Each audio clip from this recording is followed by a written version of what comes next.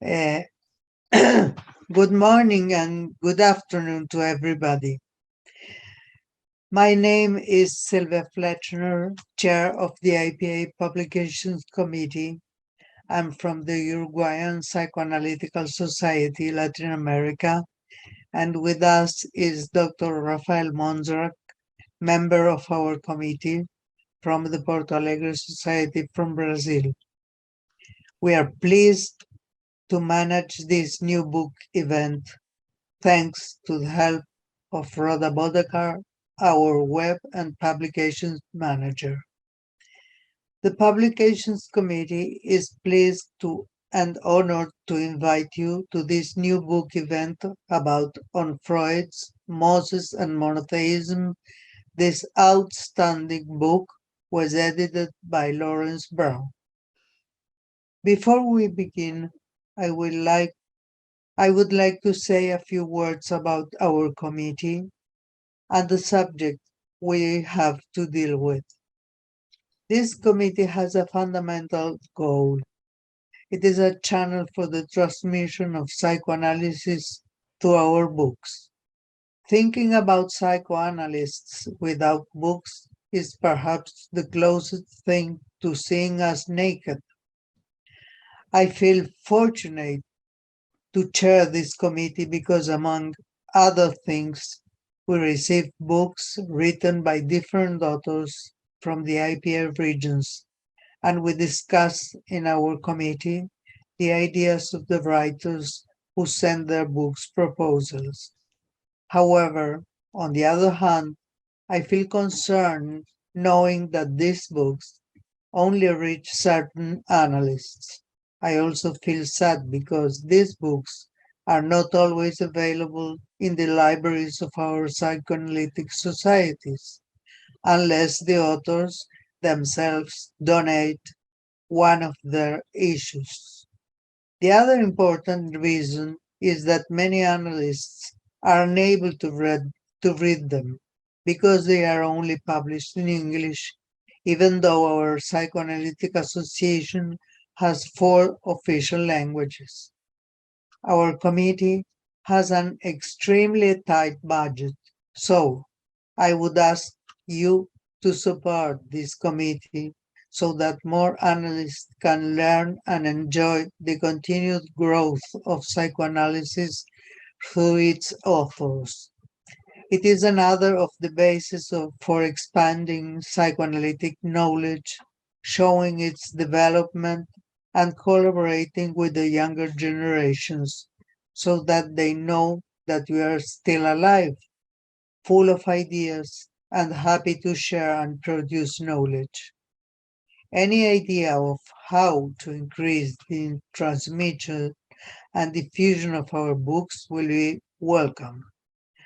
As a first motion, we ask you to donate a copy to each of your libraries so that your books can be available to our colleagues. It opens up the possibility to get to know new material, use it for seminars, research, courses, and much more. So, let's start with our activity. As you know, Moses and Monotheism was written between 1934 and 1939. Freud began writing it in the wake of the rise of the Nazi anti-Semitism in Europe and completed it towards the end of his life. Even though this book was relevant then and it is relevant now, it continues to be so in these times when social, political, and cultural issues make us still struggle today. It was Larry's effort to offer us a selection of fascinating writers and writings on what can be Freud's most personal and testimonial book. The authors, psychoanalysts of the IPA, show us their perspectives on this book, including phylogenetics, metapsychology, intergenerational transmission of trauma, memory, historical truth, psychic reality, and much more. While we were preparing for this event, I realized that there was no analyst from Latin America as a contributor for this book. Larry happily agreed to invite my dear friend, former president of IPA, Claudio Ezeric from Porto Alegre, Brazil. He has his own perspective on Freud's book, which will enrich this presentation. Before we start, it will be significant to put our minds in Vienna, December 1935, before the Second War. It is late the evening in Bergasti 19 Freud's home. All his flimsy assumptions about Moses are thrown to the ill winds of the times, even though a vociferous Chancellor Hitler takes himself as the prophet of a chosen race. They started burning his books while waiting to burn the bodies, while his family was again threatened from all sides. Could he ask himself, what good is this writing that will fuel controversy and add to the confusion, or worse? What could he expect at his age if not the exile, and threatened him the death that awaited him? Years have passed, and we could say that word has not changed much in this sense. As an example, how many Ukrainians are in exile today? With Moses and monotheistic religion, a work which will be his testament, Freud dared to study how the evolution of the psychic life of the human species, generation after generation, concealed a new religion that was to change somehow the expression of the world. I will quote a phrase from our dear Laurence Kahn in her chapter, The Probable in Nazi Times. The Man Moses and Monotheistic Religion is a book of despair. When books are burned and they are making ready to burn people, what remains for writing and the law? The question that this quote brings to my mind is related to what meaning are given today to renunciations in a culture that encourages everyone to provide free rein to their individual impulses. Plus, unfortunately, the year 2020 didn't stop counting its deaths due to the pandemic of the COVID virus. This zoonosis results from the wild interactions between man and animals, violating their environment. Do the self-destruction of man by man has become the only certainty of the future? Could it be we have become more sensitive to pleasure but less sensitive to pain? Freud, like us, fought against the Spanish fever, lost his daughter Sophie, his grandson, went into exile and died of his long illness.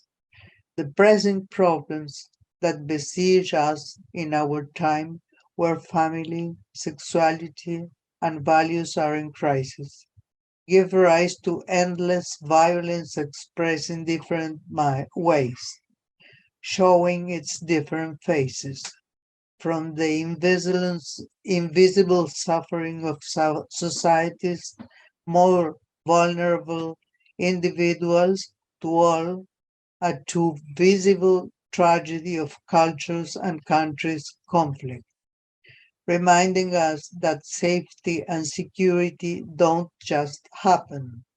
They should be a result of collective consensus and a significant investment in many fields. This is not happening now. Therefore, uncertainty has become our life brand.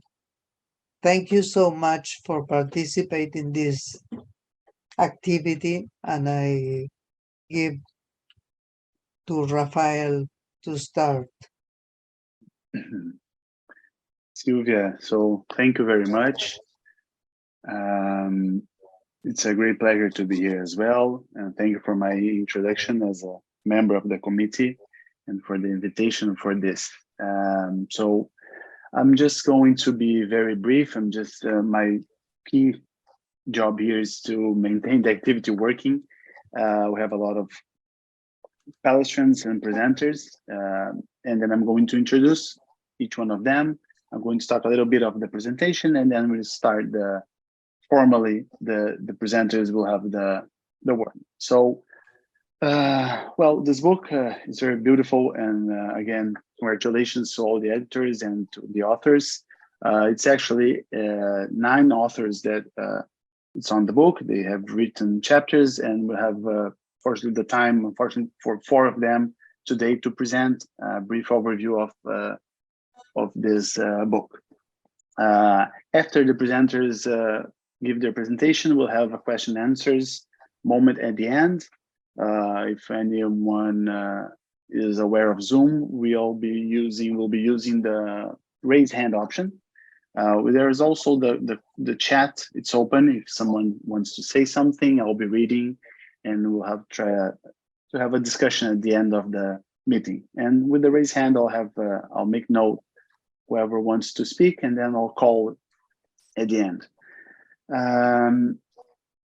We'll also have the link for you to buy the book at the Routledge website with a discount. So please, if you're interested, it's a good idea to do that. At the end of the presentation, we'll be giving away, I think it's giving away a free book. It will be randomly sorted to the people who ask questions at the end. So I believe this is the main warnings I'll have to give you. I'll go through the presenters, and then we'll start the activity. So today we'll be having first Dr. Lawrence Brown. Is a graduate and faculty member of the Boston Psychoanalytic Institute in Child and Adult Psychoanalysis, and a supervising child analyst. Is also the main editor of the book.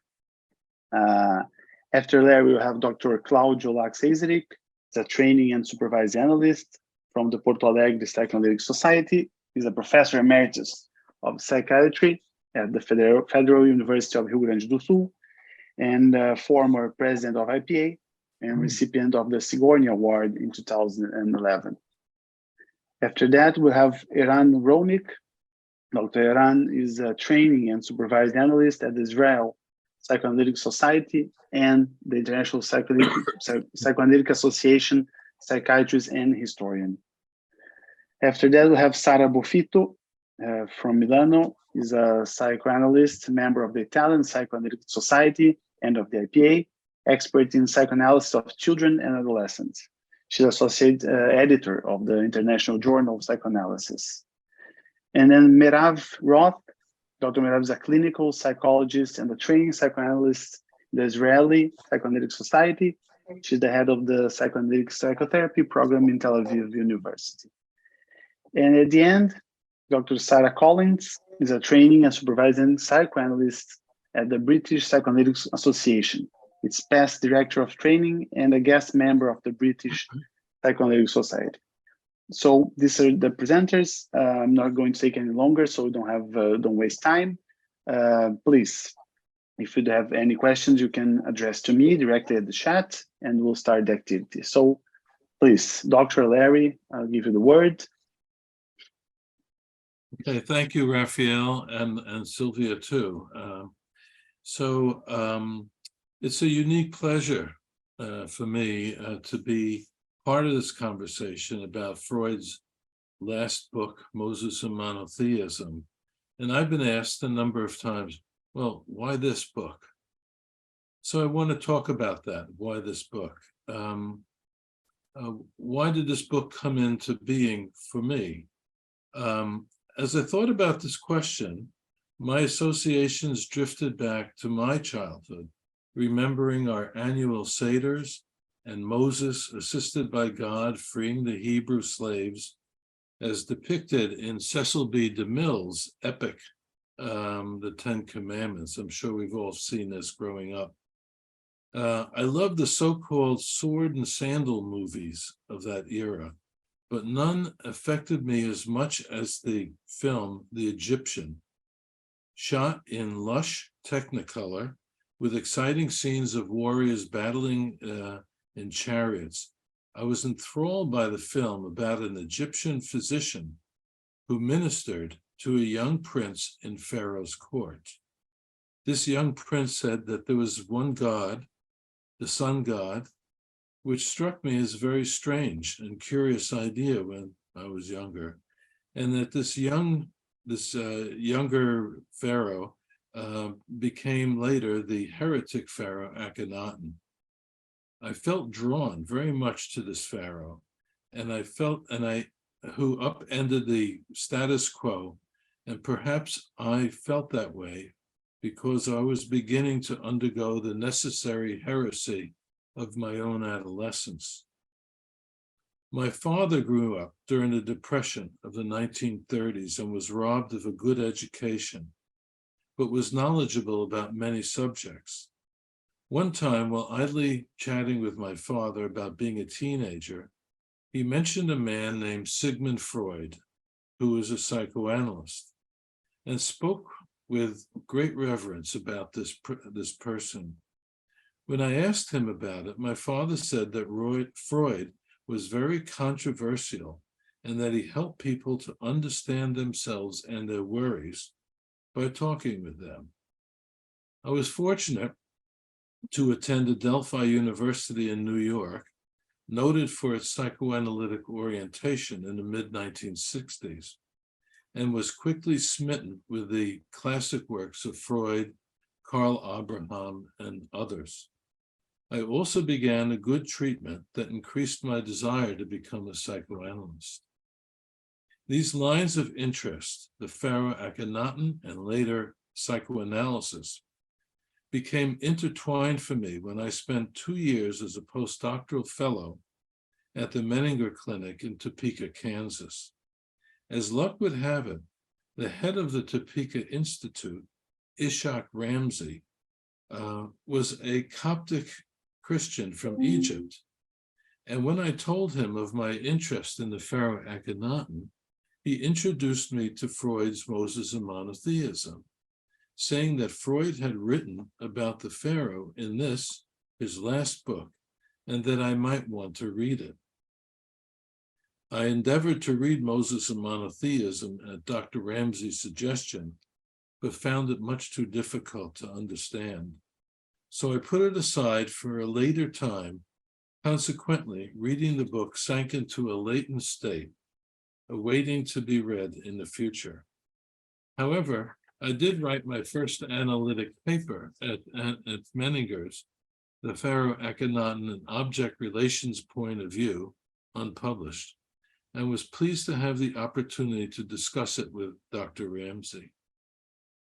A few years ago, I joined the publications committee of the IPA and edited, along with my colleague, Gabriella Legarreta, a book of essays on Freud's 2 principles of mental functioning, which was published in the series Contemporary Freud, Turning Points and Critical Issues. The books in the series, of which this book is one, are comprised of classic papers of Freud's that are discussed by authors with a focus on the paper's contemporary relevance.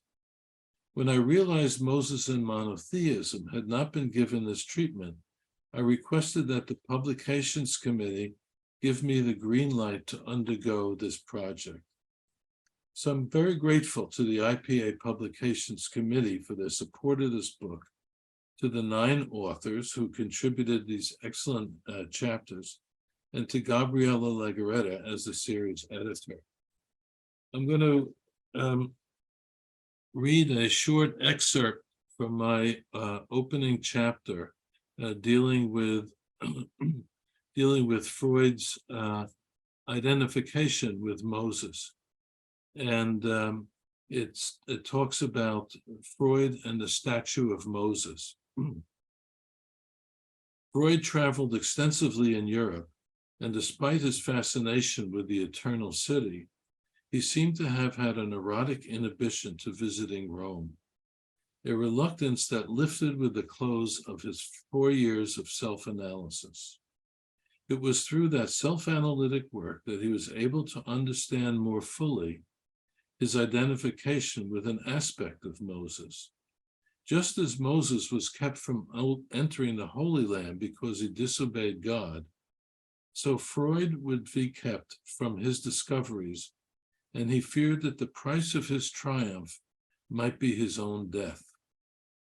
He had longed to see Michelangelo's famed statue of Moses, an inhibited desire that he had not permitted himself to satisfy, despite the fact that Freud's interest in Michelangelo's statue was of old standing. Strachey noted this in his introduction to Freud's paper, the 1914 paper, The Moses of Michelangelo. Finally, at the age of 45, Freud visited the sculpture during his first trip to Rome and stared at it as though communing with some unspoken secret of the figure, and then, quote, in a flash of intuition and reflecting on Michelangelo's personality, they gave Freud an understanding of it. We do not know the content of what Freud concluded about Michelangelo's personality. However, his early first impression was the start of his speculations about the meaning of the Moses statue to him. Why did the sculpture affect Freud so deeply? Freud said, quote, "No piece of statuary has ever made such a strong impression on me than this."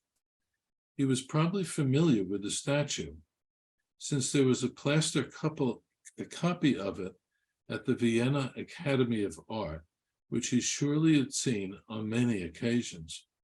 But coming face to face with the thing itself was mesmerizing, and he wrote to his wife that, quote, "I have come to understand the meaning of the statue by contemplating Michelangelo's intention." Again, a vague comment on Freud's part that leaves us wondering where his reflections led him. Michelangelo's Moses is a momentous and beautiful achievement located in the Basilica of San Pietro in Rome. This marble statue of Moses is nearly 8 feet tall and depicts him seated in a throne-like chair, the 2 tablets of the 10 Commandments grasped by the fingers on his right hand and wedged between his right side and the chair. He has a long beard that appears braided and yet unruly, his left hand holding the bottom of the beard in his lap, and he is looking toward his left as though distracted by some activity. In his first interpretation of the sculpture, Freud notes the tension in the statue that conveyed, quote, "feelings which in the next instant will launch his great frame into violent action." Michelangelo has chosen this last moment of hesitation, of calm before the storm, for his representation. In the next instant, Moses will spring to his feet, his left foot is already raised from the ground, dash the tables to the earth, and let loose his rage upon his faithful people. This analysis of Moses looking in anger at the Israelites worshiping the golden calf and readying to destroy the tablets in his fury is the most frequent interpretation of Michelangelo's work of art. Upon returning home, Freud assiduously,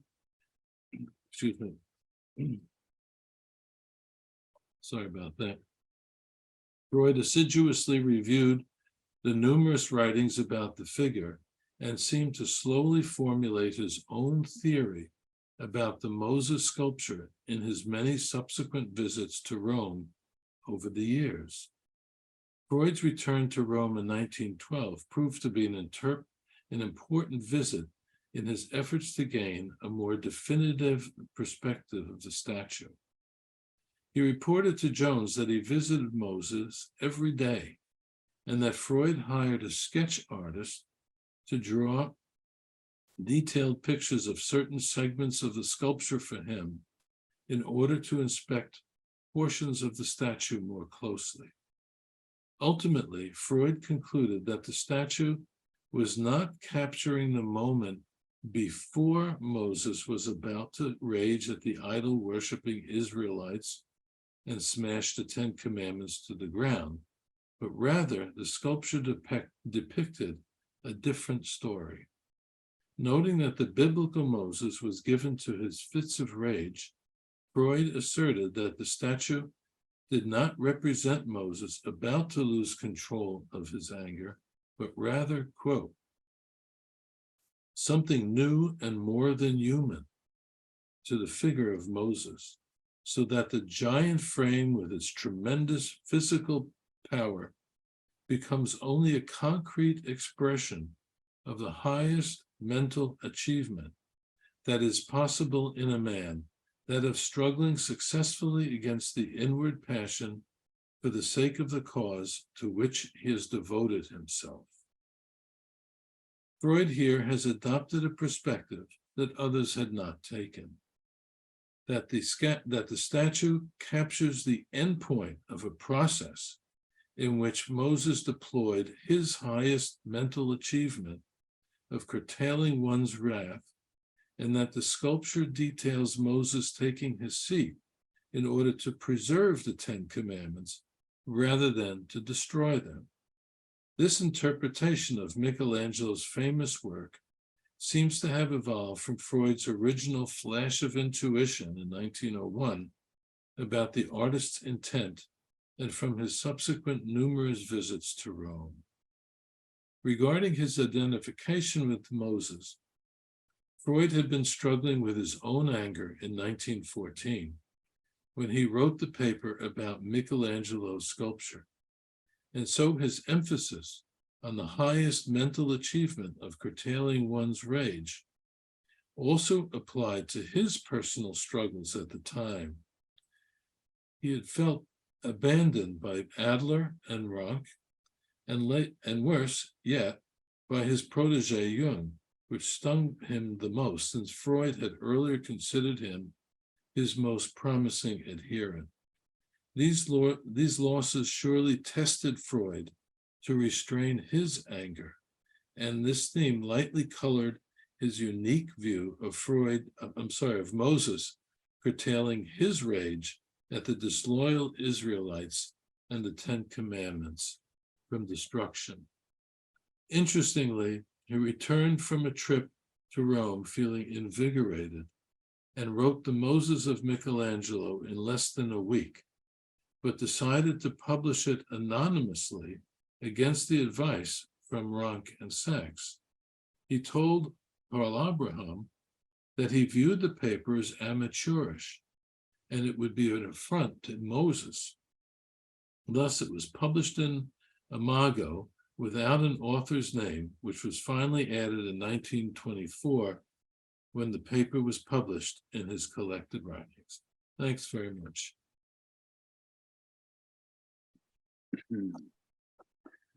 Thank you very much, Dr. Larry, for your brief presentation. I'm sure there should be much more to read about all of your work, but unfortunately, we have a time limited. Thank you very much. Yeah. I'm not going to take any longer, so please, Dr. Claudio, just open your microphone and yes. Good morning, good afternoon. It's a pleasure for me to be here with you today. According to Larry Brown, in his introduction, to a certain extension, every psychoanalyst identifies with Freud, and he strongly identified with the biblical Moses and was fascinated by this his historical figure from his early years onward. Larry also examined, as he just told us, the relation of Freud with the Michelangelo's statue of Moses in Rome.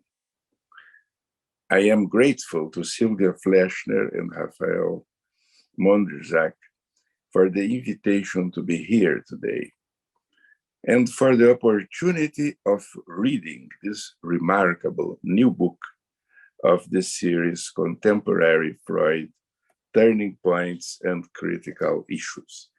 And I congratulate Gabriela Legorreta, the series editor, Lawrence Brown, book editor, and all its authors. Moses was always, since the beginning of my life, a strong source of identification. Firstly, because this was my father's name. So I spent several decades of my life having a Moses in my house, and afterwards continuing a predominantly loving relation with him until his death. And he was someone very identified with Judaism, mainly its tradition, but also the religion and the close link to Jewish history and Israel. Secondly, thanks to the central role of this biblical character in the structuration of Jewish history, identity, religion, and tradition. In later years, several times, I was in charge of seminars in my institute about Moses and monotheism. And following once again Freud's steps in all my travels to Rome, one special moment was always the visit to the Basilica of San Pietro in Vincoli, spending time staring at, taking pictures, and trying to imagine Freud's feelings and ideas, so well described in his The Moses of Michelangelo. I always strongly recommended to my children and to my students not to miss the aesthetic impact, in the sense of Meltzer, of this magnificent meeting. And naturally, in each Passover, I am currently in charge of presiding over the Seder and telling the story of Moses to my grandchildren and all friends and relatives present. In the last Seder, I even used a new version that is called the Agada of Freedom, that was distributed in Israel, as you know. And this brief background may explain my reactions when I was reading on Freud's Moses and monotheism. I can compare it to a visit to two old friends whom one imagines to know well, and feeling surprised and moved by new, still unknown, and fascinating aspects of these apparently familiar characters. So, in my view, this is a particular quality of this book. We learn more. We are stimulated to reflect on new aspects of an apparently reasonably well-known reality. Larry Brown is careful and meticulous in his editorial work and makes it possible to follow several stimulating and challenging themes, among them the challenging, among them the connection between Freud's book and Nazism, examined by Lawrence Kahn and Sarah Buffito.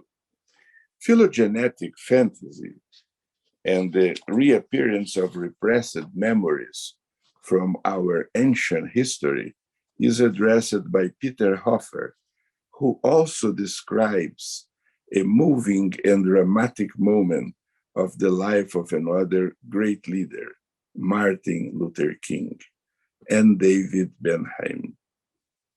Freud's deep identification with Moses was examined by Merav Roth, Lawrence Brown, and Shmuel Ehrlich.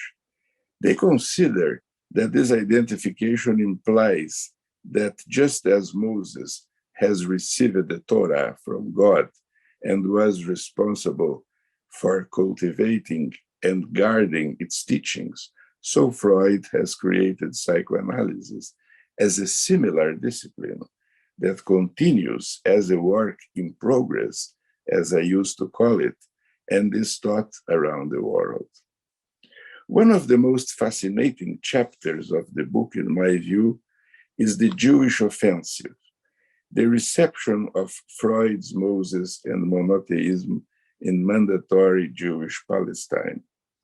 Here we can follow the controversies produced by Freud's so-called heretic reconstruction through a detailed account and meet his encounters in person or in writing, with his agreements or disagreements with several fascinating characters like Herzl, Bloch, Max Nordau, Eitingon, as well as enjoying the powerful insights of Edward Said, Yerushalmi, and A.B. Yehoshua. Another fascinating chapter is Mehav Roth's creative imagining Moses and Freud as literary twins from an interdisciplinary perspective of literature and psychoanalysis. Following her ideas of several types of literary twins, as well as her using of Ogden's term, the art of mourning, what came to my mind was the idea that each one of us, as well as our patients, have also our literary as well as emotional twins, and that these relations often have a mix of love, hate, and all sorts of feelings throughout our lives.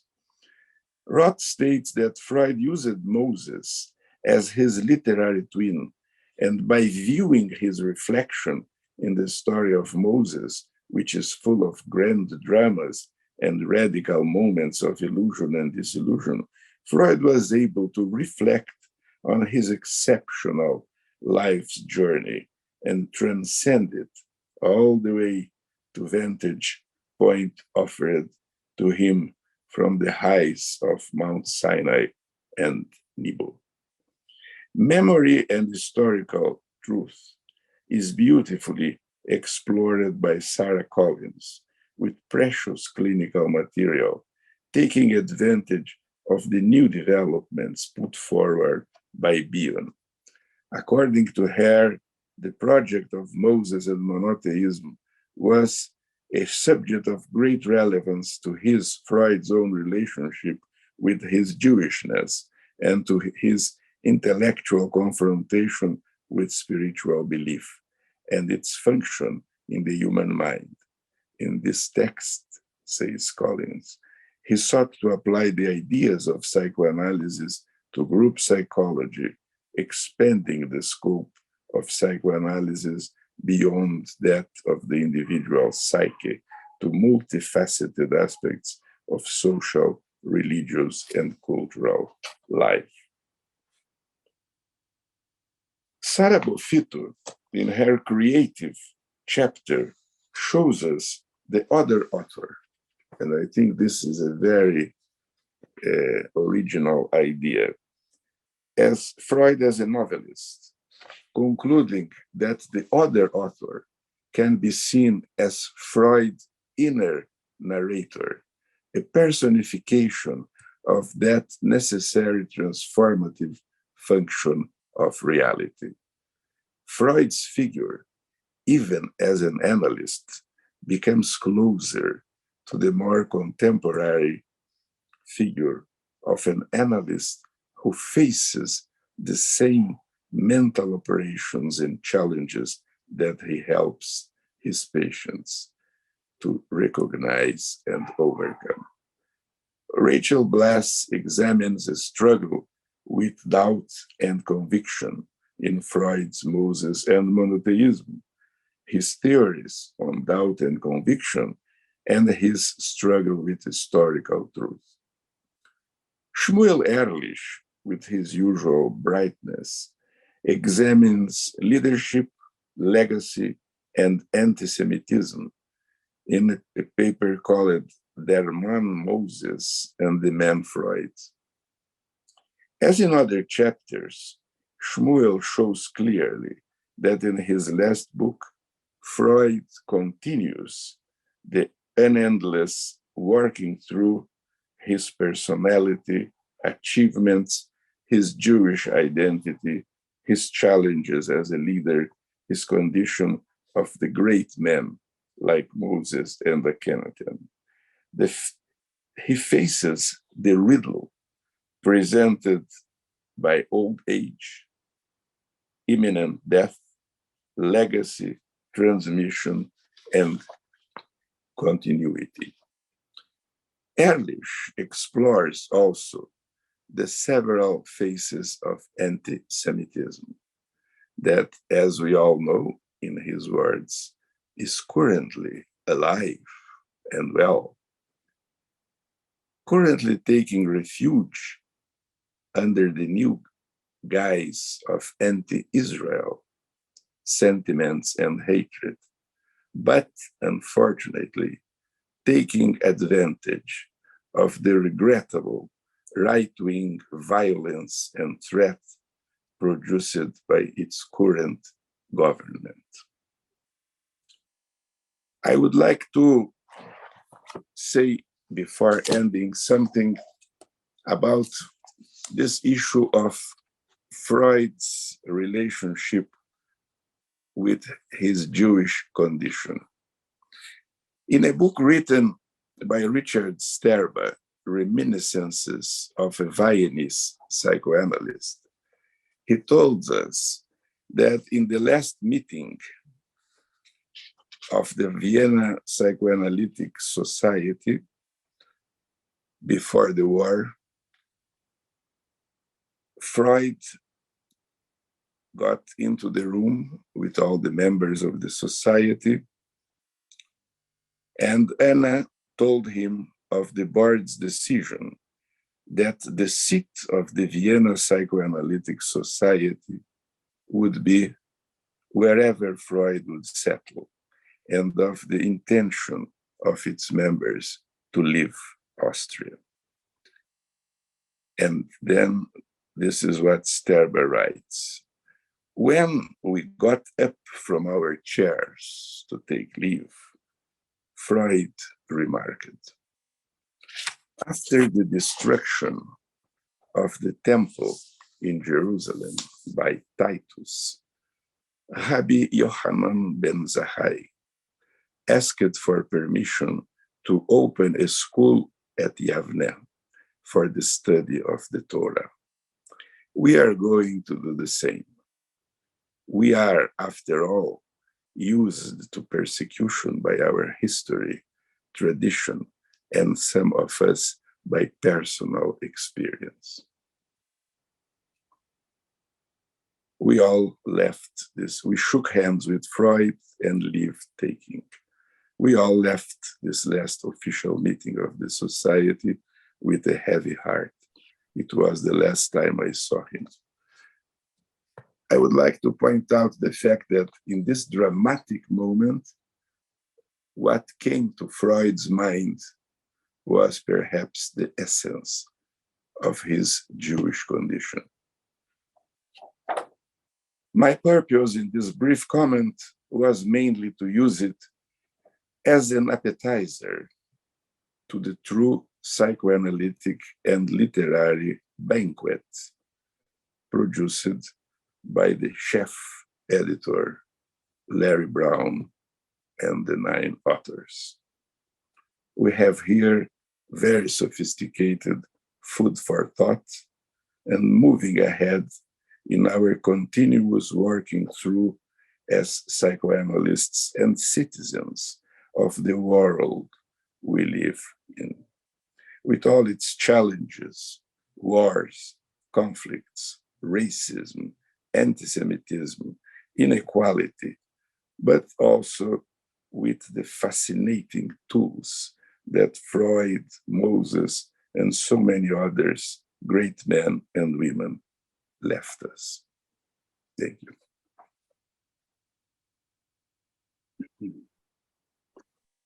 Dr. Claudio, thank you very much for your clear and creative view with a lot of references from this book and from your mind, of course. It's always a pleasure to hear your imagination and thinking about the book. Thank you very much. So moving on, Dr. Eran Ronik. Shalom, the word is with you. Hello, Raphael, and hello, everyone. It is always a pleasure to celebrate a new book. I have to confess that I'm even happier to participate in this party when all that was actually required of me was to submit a chapter and put my trust in the editorial skills and good taste of an experienced scholar who is not only enthusiastic, but also knowledgeable to an unusual extent in the subject matter of his proposed publication. So thank you very much, Larry, for the invitation to contribute a chapter on Freud's Moses and to be a part of an exceptional assembly of psychoanalytic writers.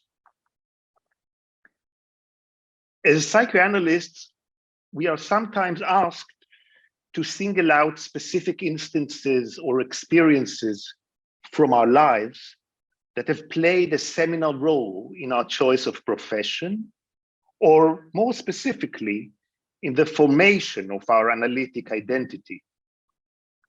Some of us would see a clear connection between their psychoanalytic work and their life histories. Few analysts would leave out their own personal or training analysis when reflecting on the development of their professional identities. Still others would point to their acquaintance with an influential teacher or supervisor as a watershed in the evolution of their professional outlook. For yet other analysts, there is a mythological patient, be it a difficult patient or a very dear patient, a treatment that remains etched in memory as a turning point in the analyst's self-perception as an analyst. And there are also those for whom a particular text continues to resonate in their psychoanalytic language, still shaping how they think and work. Of course, our identity is a product as analysts of cross-fertilization and grafting. It can never be reduced to the analyst's conscious appreciation of a particular theoretical paradigm. My reading of Freud's works, the years I spent translating Freud into Hebrew, editing Hebrew editions of his writings, together with my research into the history of the dissemination of psychoanalysis outside the German cultural sphere during Freud's lifetime in the interwar era. All these made a deep and salient impression on my personal psychoanalytic palimpsest. And this series, Contemporary Freud, Turning Points and Critical Issues, that was founded almost 35 years ago, has accompanied my journey as a student of psychoanalysis from its very beginning. So I really feel grateful to be able to be part of this series after all these years of reading these volumes. Although reminiscent of the traditional Judaic method of the examination exegesis of sacred text with a study partner, reading and interpreting Freud has had far-reaching consequences for the evolution of our discipline and cannot be dismissed as purely scholastic. The tension between orthodoxy and heresy, between partisans and dissidents, informed both the writing of some of Freud's canonical essays and the way in which his followers received them. Being a Freudian analyst thus meant much more than following a young man's journey from dissecting the gonads of eels to dissecting his own dreams, from the first topography to the second topography. It is not enough to understand Freud's preference for the couch and technique of free association, or to accept the centrality of the psychosexual unconscious, the Oedipal configuration, or even the dual theory of drives. Being a psychoanalyst, I would argue, means immersing oneself in the life journey and body of writing of its founder and giving oneself over to its idiosyncrasies, its twists and turns. By following the workings of the mind of a single person, struggling to give meaning to phenomena at once both familiar and unaccounted for, private and public, clinical and cultural, the analyst to be prepares herself for the task of following her own mind and the mind of her patient. Freud seldom set to write up an idea. He wrote continuously in order to know what he was thinking about.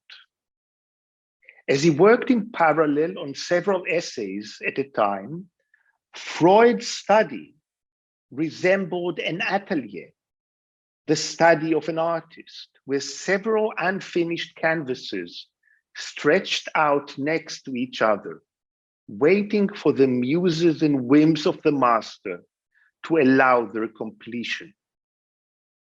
Ideas and dilemmas confronted while working on one essay were often caught in mid-air before reaching the exceptionally large sheet of paper, and their flow redirected into another unfinished text where they settled into the company of other ideas. Some of Freud's ideas were thus cut short and contained as miniatures within a relatively limited discursive frame, while others awaited their expression within an entirely new context. One occasionally has the feeling that a given text was suddenly hijacked by a train of thoughts that seemingly sprang out of an entirely different creative or theoretical impetus. I think that no other text in the Freudian body of writing demonstrates, both implicitly and explicitly, the unique creative process by which Freud let himself be surprised, indeed defeated, by the text as it evolved during the nearly 2 decades that passed from the inception of Moses to its publication.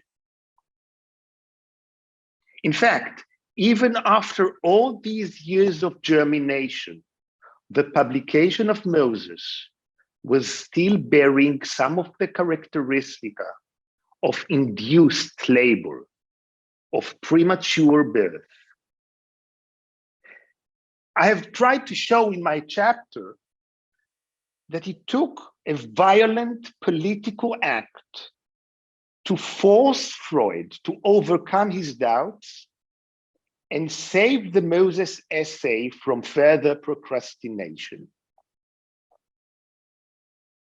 On April 11, 1939, Max Eitingon wrote to Freud, I quote, "There is something exceptionally symbolic in the fact that your book on Moses arrived here in Jerusalem on the Passover holiday, about which the Haggadah relates that God took the Jews out of Egypt with a strong hand and an outstretched arm." Eitingon wrote this phrase in the original Hebrew transcript, but in German letters. One can somehow sense the analogy in your book, piercing logic and a charm that cannot be withstood.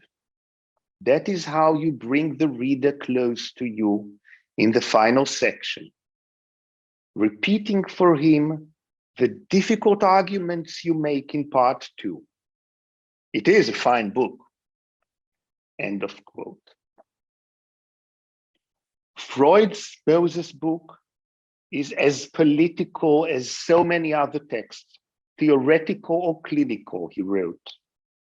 But unlike other Freudian texts, from the moment of its publication, Freud's book on Moses has taken its readers, analysts and non-analysts alike, Jews and non-Jews alike, by surprise. It addresses the psychology of religion and biblical criticism. It is also a novel that rewrites a myth, a historical work on the emergence of the psychoanalytic idea, a monograph on the origin of neurosis in the individual and in society, as well as a political manifesto and a metaphorical biography. Noting all these elements in Moses and monotheism, Ilse Gubrich-Semitis termed it a daydream.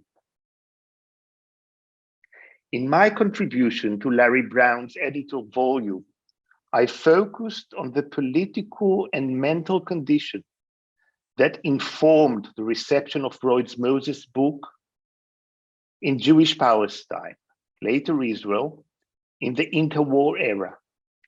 I connect this reception with the Zionist endeavor and the migration of German-speaking psychoanalysis following the Nazi rise to power and the establishment of a local psychoanalytic society and discourse in this part of the world. A point could be made, perhaps, that the coming of Freud's Moses to Jewish Palestine is the story of the meeting of one daydream with another, a political daydream.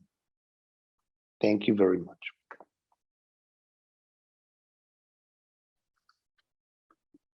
Thank you very much, Dr. Eran, for your presentation.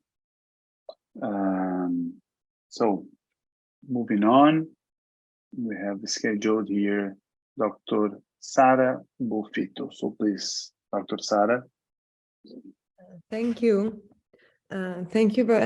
I'm very happy to have the chance to be here, and especially want to thank Larry Brown, our chef, as Claudia said. So I will say a few words about the chapter I wrote, whose title is "The Mule and the Dancer: Freud, Moses, and the Dilemma of the Hybrid." In the chapter, I focus on Freud's difficulty in defining the literary genre of Moses, an ambiguity that is reflected in the editorial vicissitudes of this volume. The mule and the dancer are two images he used in the prefaces to the different editions of the text.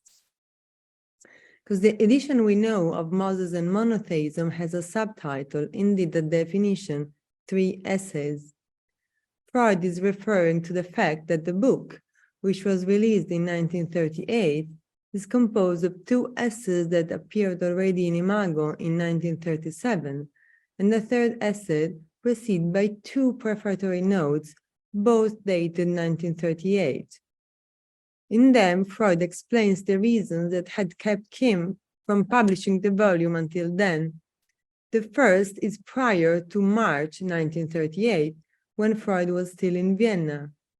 He wrote it with, quote, with the audacity of one who has nothing or little to lose. The tone is both heroic and resigned, with a hint of grandiosity. A few months later, by now in London, where he found freedom and safety, Freud ventures to bring the last portion of his book before the public. Here, he shares with readers internal difficulties and obstacles to the publication of Moses and Monotheism. He says, I feel uncertain in the face of my own work. I lack the consciousness of unity and of belonging together which should exist between the author and his work. And he confesses and describes his own uncertainty in these words. This book, which takes its start from the man Moses, appears like a dancer balancing on the tip of one toe. So I try to follow the hesitations and also the virtuosities of this balancing dancer to the book's destiny and the ambivalence that Freud, old and troubled by the events of history, confesses so clearly as a lack of consciousness of unity between author and work. My hypothesis is that it is precisely in the faults of this incomplete adherence that one of the most valuable and unexpectedly contemporary fruitful aspects of this volume nests. So what we know, as already was said, is that the interest of Freud in Moses resulted in an obsession that was evident in the Moses of Michelangelo, that Freud defined a non-analytical child with whom the relationship is that one you have with a love child. That is in a letter to Edoardo Weiss. We need to remember that the editorial destiny of that first non-analytical child, as Larry already said, is also marked by the same lack of belonging between author and work, because it appeared on Imago in 1914 in anonymous form, accompanied by a note in which the editors explained that the article was accepted on an exceptional basis. So this is the note that I'm reading. Although this paper does not, strictly speaking, confirm to the conditions under which contributions are accepted for publication in this journal, the editors decided to print it since the author, who is personally known to them, moves into psychoanalytic circles, since his mode of thought has in point of fact a certain resemblance to the methodology of psychoanalysis.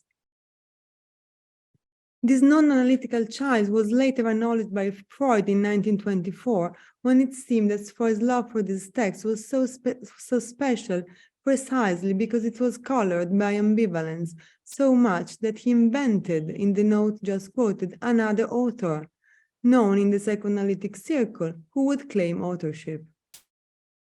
So, more than 20 years later, after his journey to Rome, Freud returned to reflect to Moses, and again, with much ambivalence, he would bring to light a non-analytical child, an hybrid literary genre. I'm referring to the early version of Moses and Monotheism, which Freud completed in 1934 and never meant to publish. Probably it would not have been such a different book from the one that we know. The fundamental difference is in the title, The Man Moses, a Historical Novel. The unpublished preface of this first version, dated 9 August 1934, whose English translation was reported in the International Journal of Psychoanalysis by Yerushalmi in 1989, starts like that. As the sexual union of horse and donkey produces two different hybrids, the mule and the hinny, so the mixture of historical writing and free invention give rise to different products which, under the common designation of historical novel, sometimes want to be appreciated history, sometimes as novel. Then, going on, he expressed his fear and ambivalence, stating, To me, fiction and invention are easily associated with the blemish of error. And he concludes the preface with a surprisingly contemporary statement when he says, truth is often very improbable, and factual evidence can only in small measure be replaced by deductions and speculations. So in this indefinibility of the genre, and especially in the choice of not to publish the historical novel, we find the same reluctance that in the occasion of the publication of the Moses of Michelangelo had driven Freud to resort to that other author, the non-analytical one, to whom he attributed the authorship of the text. So the hypothesis I'm wondering about in the chapter is, who is this other author? Are we talking about Freud, the novelist? Who else would have found in Moses an object of research and obsession, but also of creativity and freedom? Several clues point to this direction. In the speech he gave in 1913, when Freud was awarded with the Goethe Prize, he approaches the theme of the enigma of the wonderful gift that distinguishes the artist, contrasting it with the curiosity about his biography and those who worship Goethe as a hero, and he mentioning it as a powerful need in us. It does seem that in the last decade of his life, Freud was questioning the legitimacy of this powerful need to fantasize about both creativity of the artist and of the origin of humankind. And he almost scoffs at having succumbed to the greedy curiosity about his idol Goethe. If we read the letters addressed to Arnold Zweig, also as an internal dialogue, we find there the confrontation of two very contrasting and contradictory positions with which Freud himself was struggling. Freud confesses to the friend his urgency of obsession, even leisure, as writing a historical novel about Moses. But at the same time, he declares very harshly his opposition to the friend's project, who wanted to write a historical novel about Nietzsche. He says, "We touch here on the problem of poetic license versus historical truth. I know my feelings on this point are truly conservative. Where there is an unbridgeable gap in history and biography, the writer can step in and try to guess how it all happened.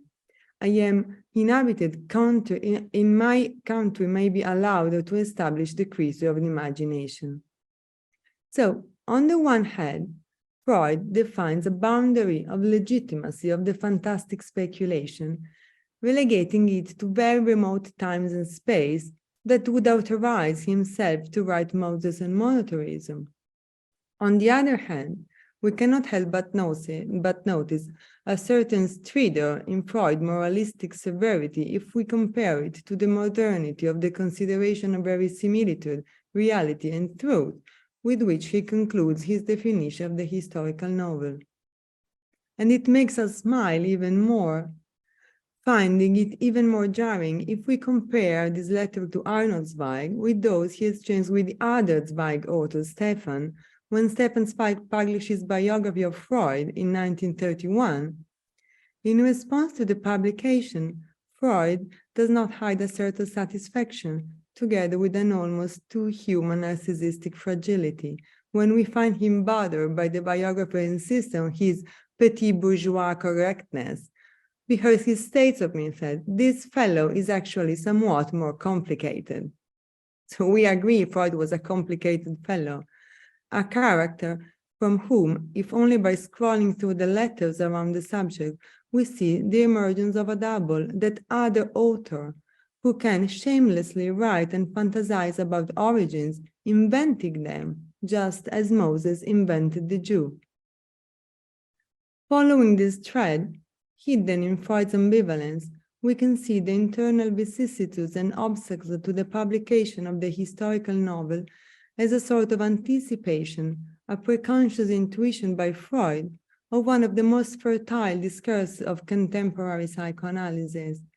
I am referring here to the work of analysts like Barangers, Gottstein, Ferro, Ogden, who, after Bion, believe that waking dream thoughts and shared construction of stories, fantasies, and narratives are the royal road to analytic treatment. I would like to conclude this very short presentation by reading some verses that Auden, the poet, in the very same years in which Freud wrote Moses and Monotheism, dedicated to the novelist, whom the poet imagined as the holder of almost boundless understanding of humanity, a figure that at the same time sorrowful and discreet. These are qualities that I feel very close to those to which the contemporary psychoanalysts try to approach, and that I would like to dedicate to that other author, who, this is what I hope to be revealed in the chapter, picks out in Freud's test. So that's what the poets write. But he must struggle out of his boyish gift and learn how to be plain and awkward, how to be one after whom none think it worth to turn.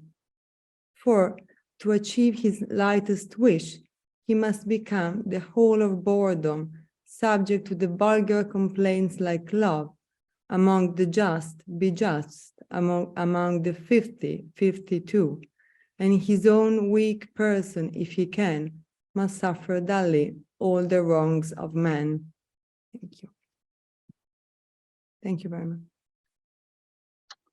Thank you, Dr. Sara, for your presentation, and to all to keep track of time so we can have time at the end for the discussion. So please, the next presenter, Dr. Merav Roth, please. Yes, hello. I'm very glad and honored to be one of the contributors to this book and to share a little bit of what I wrote with you all today. And I want to thank you, Larry, and Sylvia, and Rhoda, and Raphael, and all the organizers, and especially to congratulate Larry and us all for this fascinating book that sheds light on Freud, one of Freud's most intriguing texts, I think, from various very original and fascinating perspectives. And I read this text, as Claudio said in the beginning, I read it using an interdisciplinary perspective that I practice for many years now, that of psychoanalysis and literature. And my ongoing research explores the unconscious processes involved in reading literature. And if we think of the role of the literary character as to offer us readers an opportunity to work through our inner anxieties, object relations, unconscious fantasies, and also to mourn our limitations, including that of our mortality. In the special terms of the literary reading, it becomes only natural that Freud would choose Moses to be what I call his literary twin. We know that Freud was finalizing this work in a foreign country only a year after his exodus from Egypt, his traumatic deportation from his beloved motherland to London, and suffering from cancer and old age, and undoubtedly realizing that this text would become his swan song. And this adds to the text tremendous weight and significance. In a sense, reading and reflecting on the story of his twin hero Moses, which is also the history of the Jewish people, allowed the elderly Freud to write his final version of his own story, which is also the history of psychoanalysis. So what do we know about this literary hero that might resonate Freud's internal state when approaching the end of his life? Moses is the leader of a nation who regards his Torah, his biblical Torah, as the holy Torah, the only Torah, a Torah which is named after him, that Moshe, the Torah, Moses' Torah, and endures long after his death. In Freud's text, he writes that the first Moses passionately believes that it will enlighten, the Torah will enlighten his disciples and free them through their encounter with the supreme truth. The literary and religious conviction that this Torah was handed by God to Moses endows it with greatness and high importance. And this literary protagonist offers a mirror image to Freud's aspirations that his psychoanalytic Torah has the power to free those who believe in it and lead them to a higher intellectual level of sublimation and supreme truth. And moreover, that it will grant Freud himself eternal existence, such as that of his literary hero Moses. At the same time, Moses' failures and misfortunes offer Freud an opportunity to investigate and mourn his own unresolved conflicts and struggles and repair his wounds. I will not get into it because we don't have time, but there are various kinds of twins in this fascinating text by Freud. There is 2 Egyptian leaders, 2 nations, 2 Moses, 2 gods, even 2 writings of Freud of this course of events in Totem and Taboo and Moses' Monotheism, 2 texts of Freud about Moses, right? The Moses of Michelangelo that I wrote is like a portrait that sheds light on the younger Freud, and Moses and Monotheism that could be seen as Freud's portrait of an old man, to use Rembrandt's famous painting's name. And in the chapter, I also explore various kinds or types of twins, of literary twins that are, I think, interesting to explore. The complementary twins, the monstrous twins, the ideal twins. But I will not get into all that. I'm just mentioning it because I think it's fascinating. But due to the short time, we will concentrate only on 2 moments in Moses' story, one taking place on the heights of Mount Sinai and the other on the heights of Mount Nebo, offering Freud 2 dramatic vantage points to reflect on his exceptional life's journey. And it is a good example of the unique phenomenon that I see as taking place in the course of reading literature, which I named the reader's art of mourning, using Thomas Ogden's art of mourning, writer's art of mourning. When the reader delves into the hero's pains, losses, and the manners by which he deals with them, and through his identification with his literary twin, he unconsciously can gains an opportunity to mourn and to work through his own wounds and losses. So let's begin with the first one. According to the biblical narrative, as you all probably remember, the first set of stone tablets of the law, inscribed by the finger of God, were shattered by Moses when he was enraged by the sight of the Israelites worshipping a golden calf. And the second set of stone tablets were later chiseled out by Moses himself, according to God's directions. So let us think of this extraordinary moment. According to the Hebrew Bible, Moses was chosen by God to climb Mount Sinai and directly receive from him the 2 pieces of stone inscribed with the 10 commandments. God is revealed to him, grants him this unprecedented honor, and Moses allows himself to break the stones because he is disappointed by the Israelites' regression to primitive beliefs and rituals.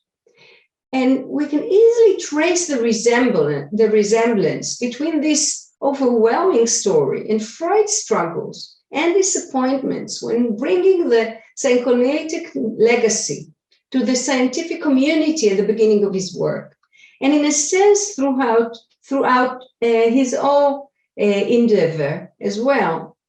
At this fragile moment when the old sick Freud leans on his desk to settle the text of Moses and Monotheism, the question of his legacy being kept and cherished was undoubtedly revived.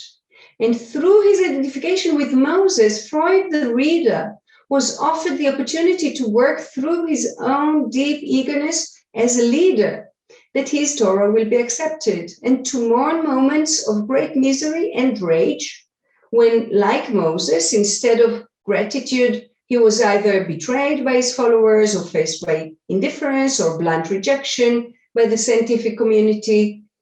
And he can also mourn his own paranoid schizoid moments of rivalry, resentments, and impulsive reactions.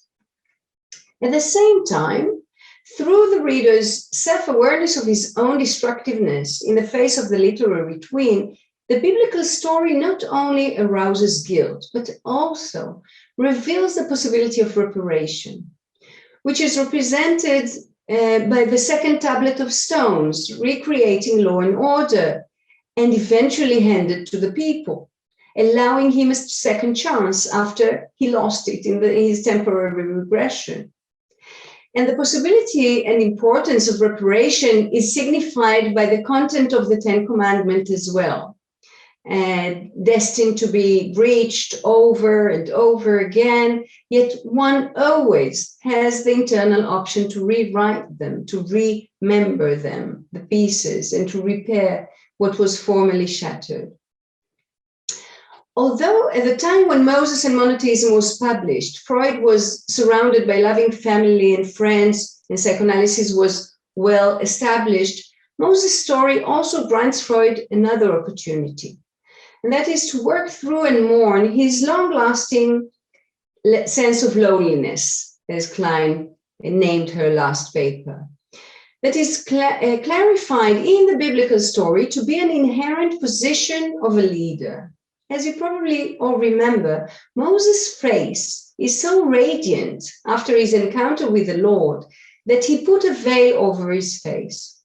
And this radiance and veil that appear in a concrete form in the biblical story can also be read as a beautiful metaphor to the distance that is always there between a great prophet, either named Moses or Freud, and his disciples.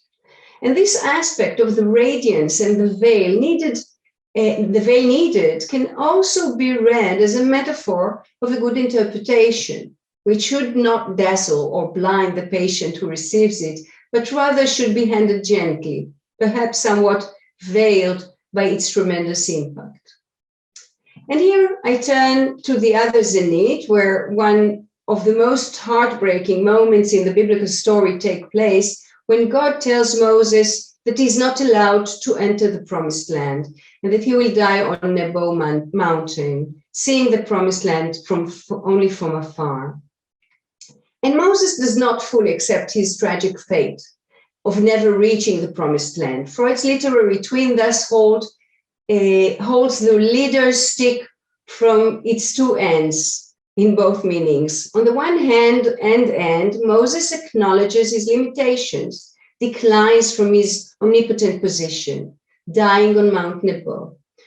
On the other hand, he transcends his fate and does enter the promised land via his eternal legacy, lending Freud this literary consolation in the shape of a horizon of a parallel symbolic immortality, as Lifton, the psychoanalyst, named it, that of psychoanalysis that will live long after the death of its prophet. Raphael, do I have one more paraphrase, or you want me to stop here? No, you can. You have 3 to 5 more minutes. Go ahead. No worries. Good, thank you. So Freud terminated his text by saying, and I quote, but exhaustive answers to such riddles cannot, in fairness, be either demanded or expected. A contribution to be judged in view of the limitations which I mentioned at the start is all that I can offer. The story of his twin hero Moses on Nebo Mountain offered Freud the reader an opportunity to mourn not only his own limitations, but also the limitations of his method, while at the same time to repair his wounded narcissism through the awareness of this state to be a universal human state that no one can escape. At the same time, the fact that Moses' image and legacy endured for centuries after his assassination by his followers, and again after his second symbolic assassination when left to die outside the promised land, also reflected what can and will remain from Freud's extraordinary life work and endure long after he passes away. The force of universality as a remedy is one of the literature's strongest reparatory powers. When Freud's literary twin is buried on Nebo Mountain, it might enable Freud to die with him with an internal reassurance that his image and legacy will be carried on and reach the promised land as many times as it will be explored by his readers, just like in this current event dedicated to Moses and monotheism. Thank you. Thank you, Dr. Merav. So last but not least, please, Dr. Sarah, I just ask again to try to keep on your 15 minutes so we can have at least 15 minutes left for the questions. So Dr. Sarah, please. Thank you to Sylvia Fletcher and for commissioning this book in the fascinating series on turning points and critical issues in psychoanalysis, and very especially to Dr. Larry Brown for his trust in me in asking me to contribute. I was quite in awe of the project and what I saw as the brief, but also excited because of my interest in the development of psychoanalytic thought. So I thought I would focus specifically on memory and historical truth in the book and its contemporary significance. So the act of remembering is an act in a present moment, but the content of what is remembered is of something of moments past. Whether it is of a recent time or long ago, it is deemed to be the past or history. Remembering is a spontaneous mental event that takes place in the service of the here and now. We trust what is in front of us, that which we witness, and participate in emotionally in a lively way. However, what is designated as past and history becomes questionable in its truthfulness. The time lapse between when something happens and the moment of recall creates a gap of credibility. It is in that gap in which Freud's Moses and monotheism is the phenomenal contribution it is on the question of historical truth. It has created extensive and robust dialectics in psychoanalysis since its inception on the meaning of memory and its relation to historical truth. Though the function of memory as essential in the healing processes and in its various forms and approaches has remained a cornerstone of psychoanalytic practice. The concepts of memory and historical truth Freud taught us were the building blocks for the understanding mental life and fundamental to his work from the beginning. In this regard, his work in later life on Moses and monotheism is a masterful case study through which Freud tests and retests his metapsychology. Investigations and controversies surrounding these essential notions continue to the present day, and the current book we are discussing today has given us an opportunity to look at its contemporary implications and turning points. In his relentless search for affirmation of the psychoanalytic project, Freud turned to wide-ranging subjects from physics through archaeology, art, and literature. Still, it is curious why he specifically chose the anthropology of Moses and monotheism as a subject through which to examine his basic assumptions.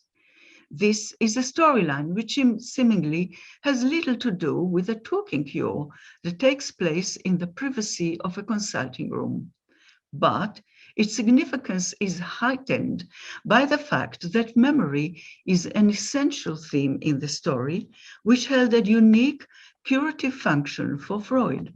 For a long time, he believed it was the very act of recovering a memory, followed by its reconstruction, that held the single restorative power in removing neurotic symptoms, for example, in hysteria. The project of Moses and monotheism was a subject of great relevance to Freud's relationship with his Jewishness at the time, as was already mentioned. As well, how he saw his place in the world of science and medicine, especially his mission to create an entirely new discipline.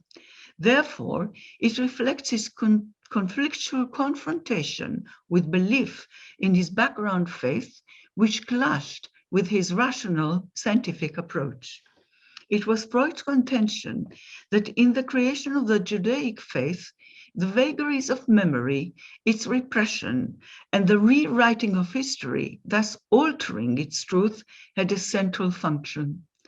Framing his analysis of the Moses story within psychoanalytic theories, Freud linked it to his models of the mind and to psychosexual development through which memory undergoes repression, revisions, and mutations in the service of the drives. And so, Moses of the Hebraic Bible is a historical reconstruction which has little relationship to the truth as evidenced, according to Freud, by scientific findings. Moses was not a Jew, but an Egyptian. And in fact, there were two men called Moses, and so on and so forth. To explain the complex relationship between remembering, forgetting, and historical truth, Freud used the archaeological model. In this model, the finding of buried shards of antiquity from which to reconstruct, say, a Grecian vase is analogous to the work of psychoanalysis, though he emphasizes that for the analyst, as opposed to the archaeologist, the real work begins only after something is found. As a memory emerges, this is when the imaginative work of the analyst begins. That is the reconstruction of events surrounding the memory. However, he also stressed that the patient's affective response to the recovered memory is crucial. His emphasis on affect has, to my mind, not been sufficiently highlighted in the understanding of Freud's work on reconstruction. The debate over memory and historical truth in psychoanalysis initiated by Freud has continued, with questions being raised about the very status of, and even the necessity for objective truth. Major influences on these debates have been developments in understanding the seminal role of the transference and countertransference in psychoanalytic practice. It has raised questions like, how does memory function in the here and now of the intersubjective field? What is the meaning of historical truth in the analytic third when memories converge within the analytic encounter?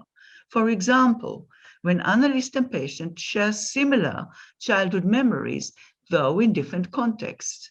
Do patients unconsciously trigger personal memory in the analyst? And is it also the other way around? And if so, by which mechanism? Recent contributions on the unconscious communication in the countertransference would answer these questions in the affirmative. Therefore, we would ask, whose memory and whose history is it when we talk about some form of co-creation?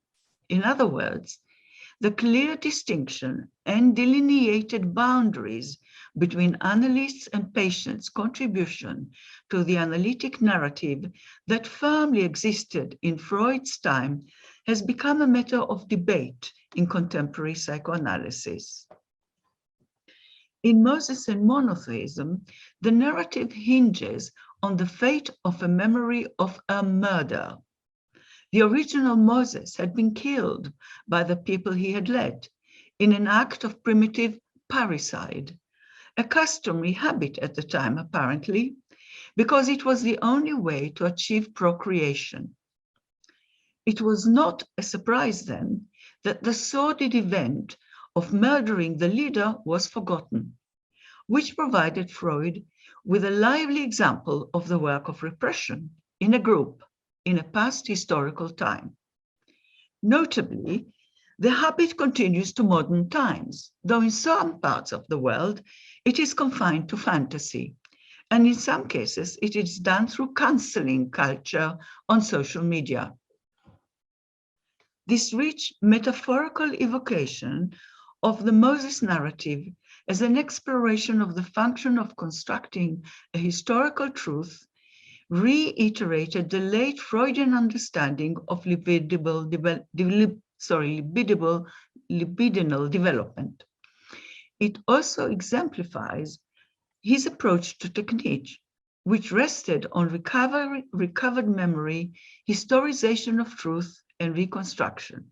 However, the meaning of reconstruction, and especially its function in the here and now, transference-centered approaches, have attracted strong reservations from psychoanalytic thinkers that followed Freud.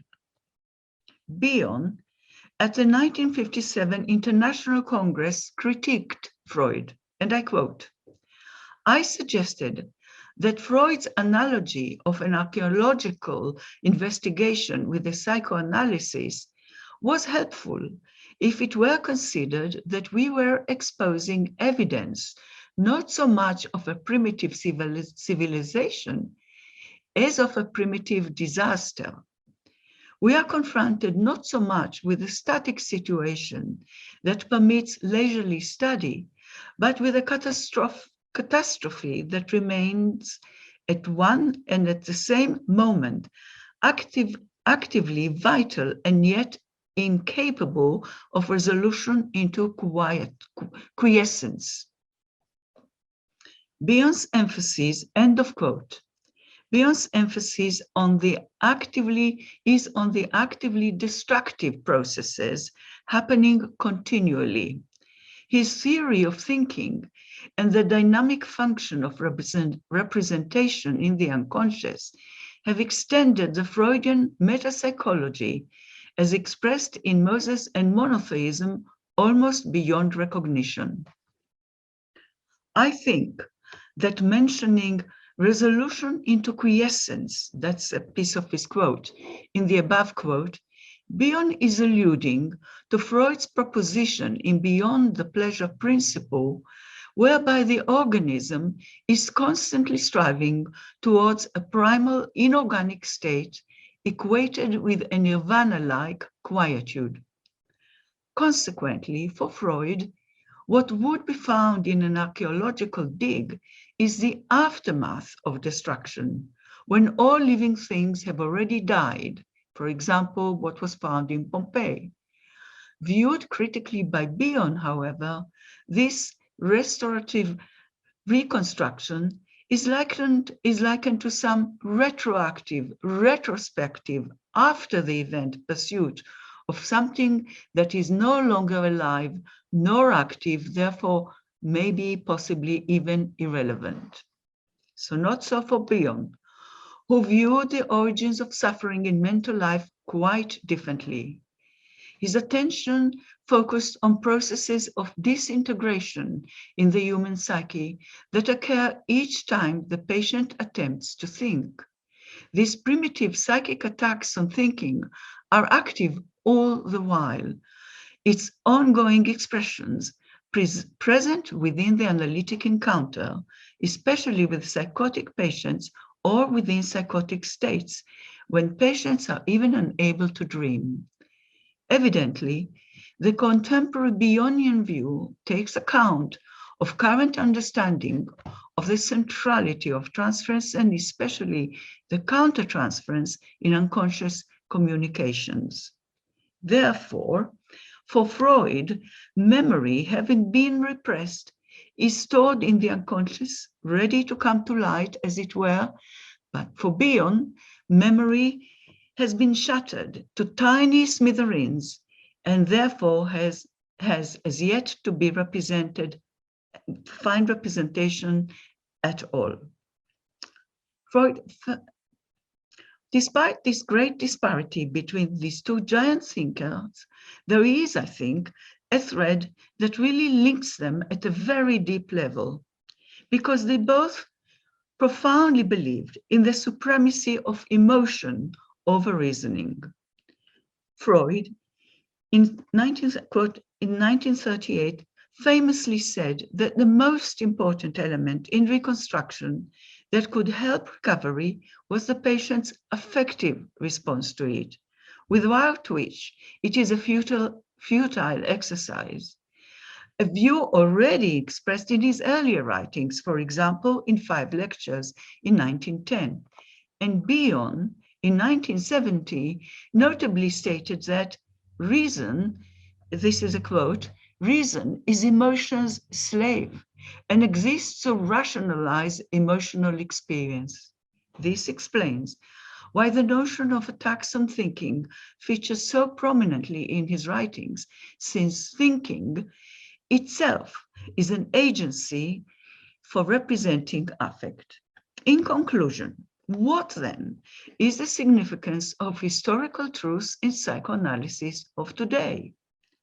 Linking with the beginning of this chapter, I attempt to propose a functional conclusion which captures, in a nutshell as it were, a turning point in contemporary psychoanalysis in relation to history and truth. Based on current perspectives, then, it is helpful to think of historical truth as existing temporarily in moments of now. Recollections and rememberings and memories that occur in a present instant in the consulting room are part of and are being created and recreated in the service of the analytic relationship. While truth as an objective entity remains part of the debate, subjective truth, often termed psychic truth or internal reality, has proven effective and helpful for psychoanalytic purposes. However, numerous questions remain to be answered and various aspects are still to be explored. And I would like to conclude with a short quote from a poem by T.S. Eliot from his 4 quartets. What might have been is an abstraction, remaining in a perpetual possibility, only a world of speculation. What might have been and what has been point to one end, which is always present. Thank you very much. Thank you very much, Dr. Sarah, for your presentation and for all of you. So just going to jump ahead for the questions and the commentaries. It is open. Just use the raise hand option on your Zoom so we can talk a little bit about all the presenters, about the book, of course. And we have already 2 people that have already signed in. So Rod, if you can hear me, just to make sure they're on the microphone, if they're on their case. The first of it, Steve. So me, Joseph.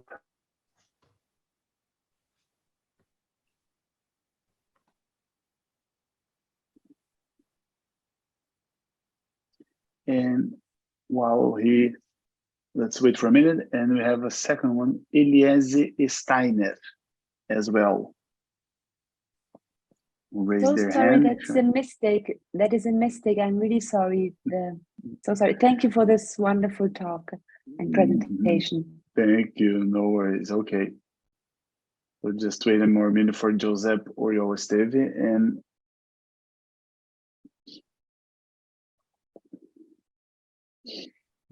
well, while Joseph, it's still, I'm not sure, we have actually a question here. I can read it aloud for the presenters. It's from Leo Freyer. It's a question to everyone and to Merav Roth, actually. In particular, Mrs. Roth spoke about the pairs of twins that Freud mentions at the end of the book's second part, 2 people, 2 kingdoms, 2 names of God. Can you share your thoughts on those twins? How do they relate to Freud's psychoanalytic method? Can they be paralleled to similar doublings, to similar historical dialectics in Freud's own time?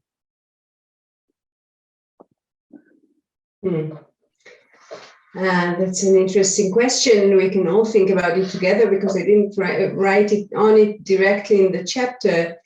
But I did write, and I do think that we can think of it as Freud's, the younger Freud and the older Freud. I think there is, like two Moses, there is two Freuds. I think he relates to a young, very arrogant, omniscient, very sure of himself kind of leader and writer. And I think that when he's approaching the end of his life, he is, in his mourning, already suffered so many sufferings, so many pains of his life, the deportation of Vienna, his illness, and also many friends that he lost, also due to his arrogance and his inability to share other thoughts and to accept other thoughts and other ideas. And I think he's looking at these two Moses, perhaps reflecting the two Freuds, the young one and the old one, and the two nations that he built. One perhaps more omnipotent, and the other now, towards the end of his life, perhaps more humble and more sad, but also with the wisdom of age that comes with it. Thank you, Dr. Merav. So Joseph still not talking. We have another, it's already on the screen, Nicola Abel Hirsch. If you can hear me, you can unmute your microphone and make your question or comment. Nicola Abel Hirsch.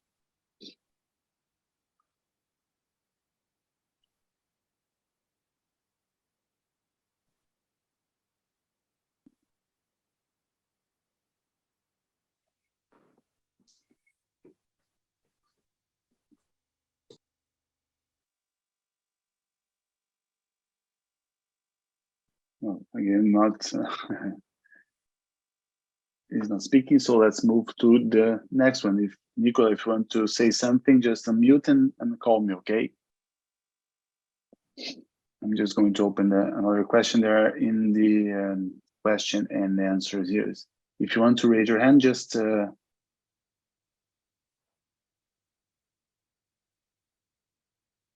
okay. So the next question. It's anonymous, the question. I don't see the name here, but it's to everyone, especially to Iran. Yes. It's about the delicate moment in Israel and all over the world, talking about repression and moments of dualism. If Moses and monotheism has something to do, and we have something to learn from the historical moment in the Hebrew Biblic historical moment to the moment nowadays. I will let Iran answer. I will just say that the promised land, it was overrated.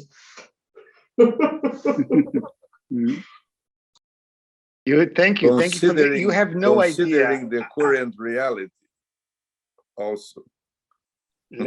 You have no idea how much I resisted the temptation to devoted my part of this meeting to the current situation in Israel, because I really find it hard to think about anything else.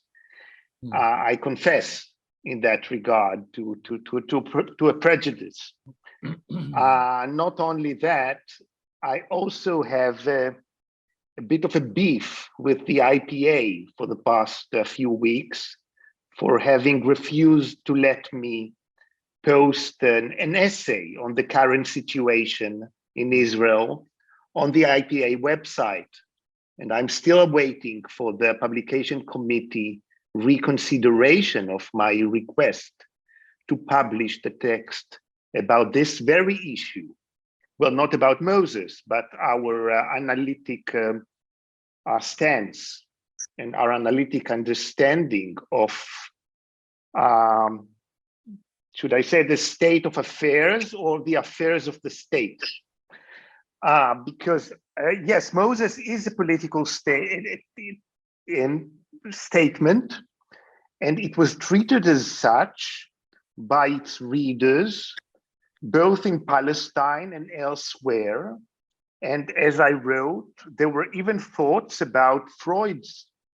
It was Freud's idea that he should make a test trial and publish the text in Hebrew in Palestine before he goes on to publish it in German.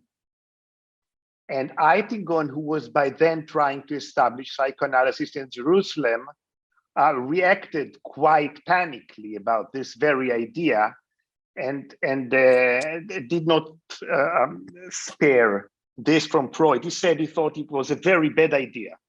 As you know, and I've written about this extensively in my monograph on the history of psychoanalysis, in my Freud in Zion, it is probably the essay on Moses that costed Eitingon the chair of psychoanalysis at the Hebrew University. There is reason to believe that this text convinced the Hebrew University chancellor at the time, Magnus and others, and also Buber, that psychoanalysis could be too explosive to the Hebrew University.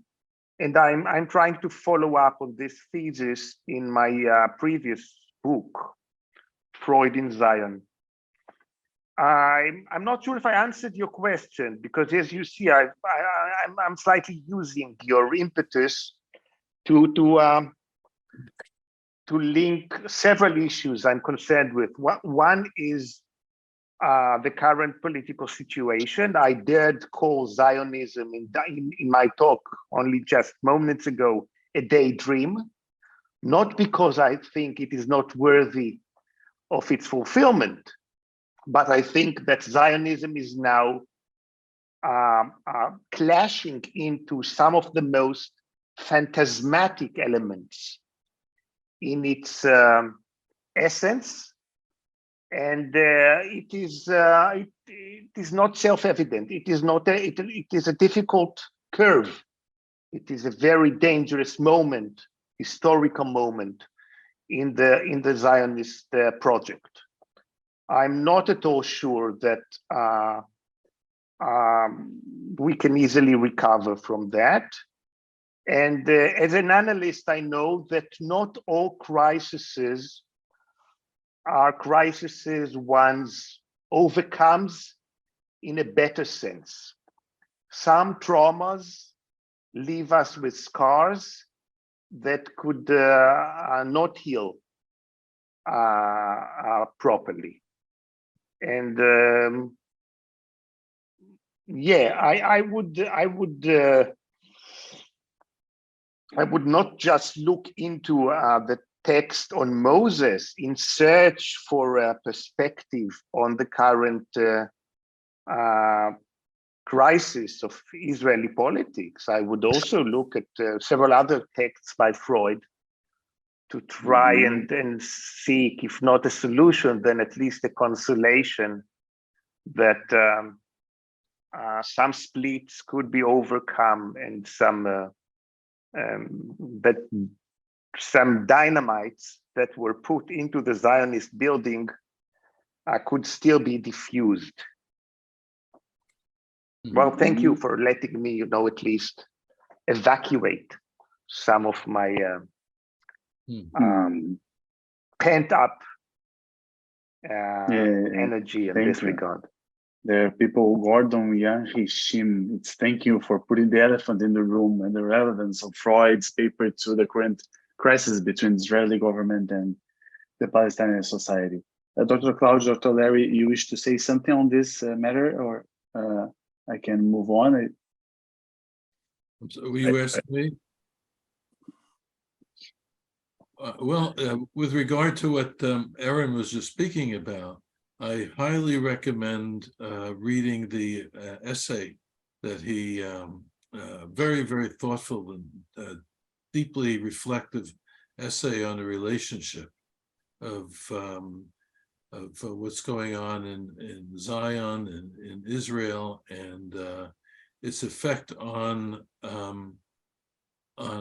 psychoanalysis, and how psychoanalysis and what's going on politically are interwoven. And Aaron describes that matter much better than I am doing it now. Yeah. Thank you. Thank you very much, Larry. I really hope that IPA officers will reconsider their decision. Yes, thank you. Dr. Claudio, please, and then we'll try again, Nicola. Dr. Claudio, please. Well, it would be awkward that in this webinar, talking about Moses and monotheism, this issue would remain outside our consideration and discussion. So I feel very happy, so to say, that despite all the difficulties, one of the main points on Freud's legacy and the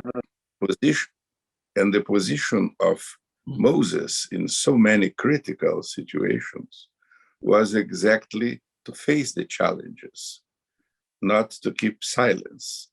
And this is something that it's been done by the Israeli Psychoanalytic Society and other institutions, as well as the North American, Brazilian, and other institutions did and are doing in similar circumstances.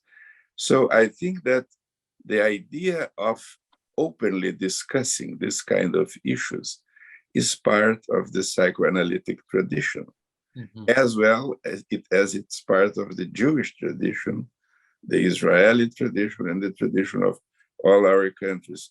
And I think this is one of the reasons why this book and the original Freud's book are so important to illuminate the current reality, because some people think these are old stuff.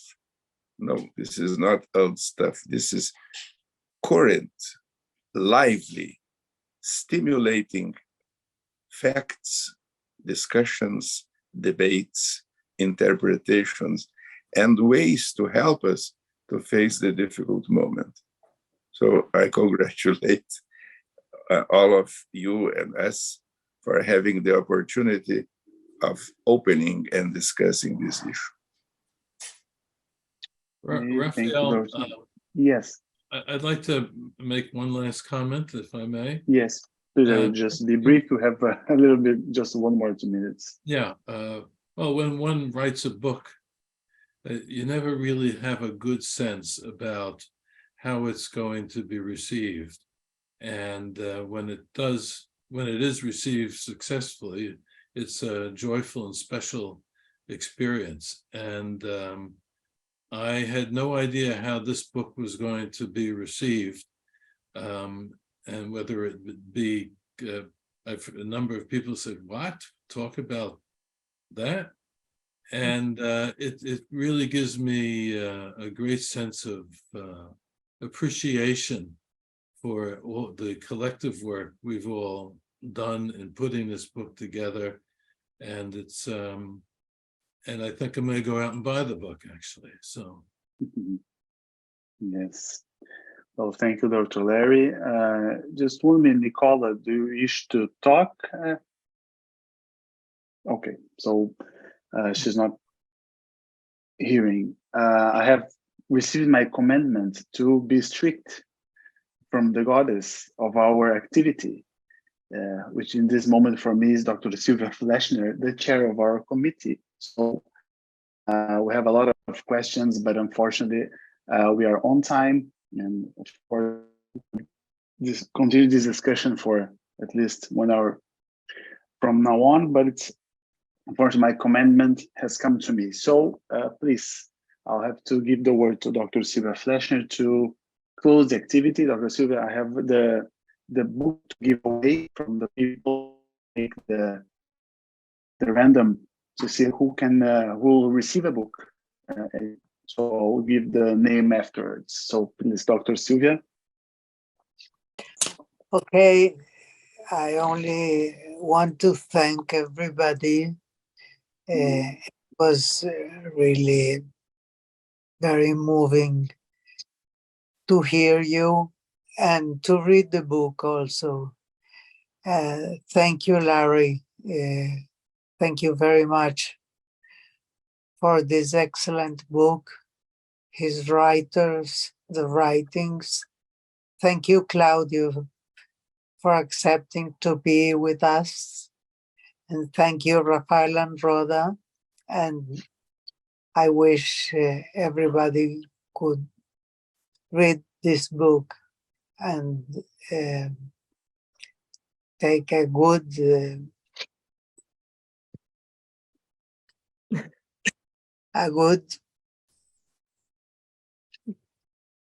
to remember very well what you wrote in this book. Thank you very much for all of you. Bye. Thank you, Dr. Sylvia. Just finishing, who received the book is Dr. Gordon Yanrishin. So afterwards, please contact Rhoda. There's her email in the IPA website. Gordon Yanrishin made a question for us, a comment. So it's a randomly sorted for Gordon Yanrishin to receive a book at home. So thank you very much to all as well. Fortunately, we are on time. Thank you. Thank you very Bye-bye much. to all. Bye. Bye-bye. Thank you. Congratulations to all of you. Bye. Thank you for Thank you very much. doing it so well, Rafael, keeping us all to time. We